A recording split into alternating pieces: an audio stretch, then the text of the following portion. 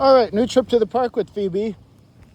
And it's the same strategy as we had yesterday, except this time we don't have the canned food. We're just kind of using regular treats to try to get her to want to be by us. But it's the same idea of we measure everything on engagement of does she even want to be by me? And when she does want to be by me, I pay food. And I'm more just looking for opportunities to like sneak away from her. Because the food's not playing the biggest role right now. She'll take the food, but it's not like some huge gimme idea. You can tell she's pretty nervous. Kind of look at her tail and her head and her ears. It's not screaming, oh, I'm having the time of my life. What we'd want to see is speed, running, taking the food. And I think it's just you get to new places sometimes with dogs and they're like, where am I? Me and her are still just barely getting to know each other. We're week 1 today. So she's still like, where are you taking me? Because this is a whole new park for her. She's never been out here. So what I'm trying to do, the best way to get her not nervous is get some speed out of her. The best way to get speed is to just keep taking off on her. So we're not trying to just say, oh, you have to take food, you have to do this, you have to do that. We just get her used to being places, start pairing ourselves with value, and letting her start make the choice. The whole idea with everything I do is how do I get the dog to make the choice? This is much more about trying to get inside her mind and start shaping that inner dialogue to what I want it to be. And what I'm not trying to pair myself with is, you have to do this, you have to do that. I just walk naturally. I act very indifferent about everything. When she happens to do things I'd want her to do, walking by me, coming towards me, we can pay that with food.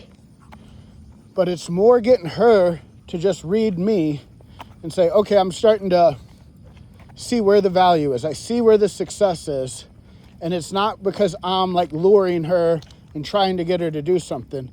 I just stay really clinical on how I act and get her to start figuring it out herself.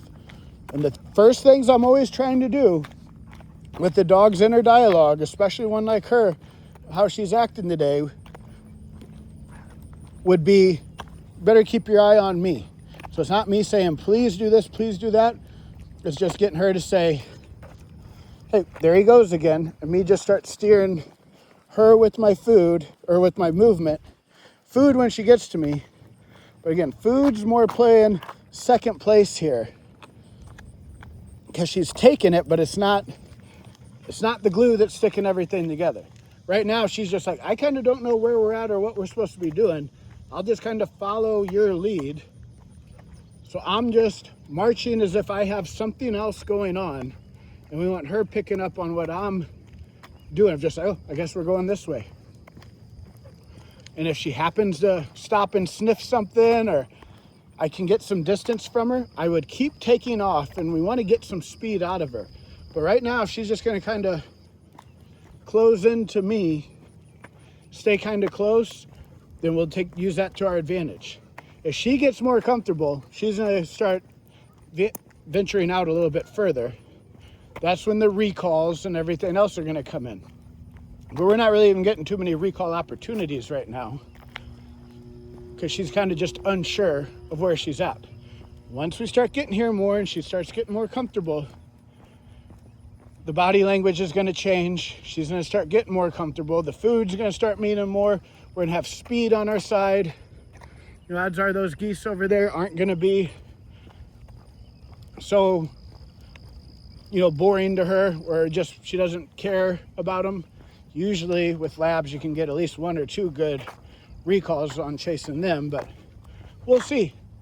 And if nothing else, then it's like, yeah, well, we're shaping a pretty decent heel of just walk by me. But what we're really trying to shape is the inner dialogue, stay by him, not because he said so or he's making me to do it, just because this is just what I do. So we're always trying to set the environment up for that's what we do.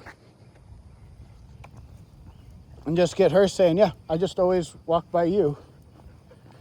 But not bad for a first time, without the super high value food. But you can tell we got a little bit of nerves we're working with, but pretty normal for dogs that start going to new places a lot, where they're like, where are we? So we got our foot in the door. Probably gonna come back to this park tomorrow and just kind of redo this.